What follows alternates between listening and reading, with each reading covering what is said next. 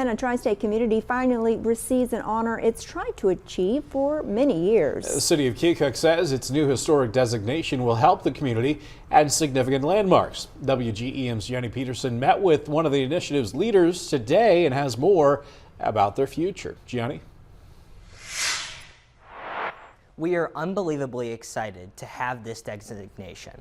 Those were the words of Erica Barrett of the Keokuk Historic Preservation Commission. Keokuk has submitted applications for years to get this designation and now have finally been accepted.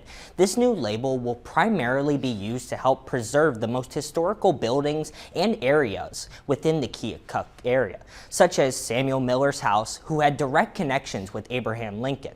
Barrett wants everyone to know that this designation is a true honor for the community.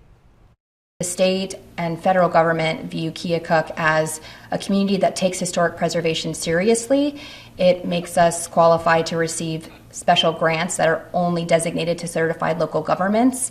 It also allows us to really focus in on preserving buildings that need attention.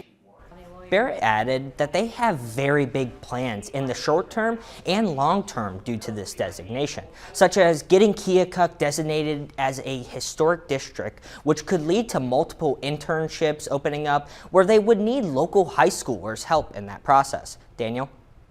All right, thank you, Gianni. Barrett also says another focus would be to build a heritage garden at Half Breed Tract in Lee County.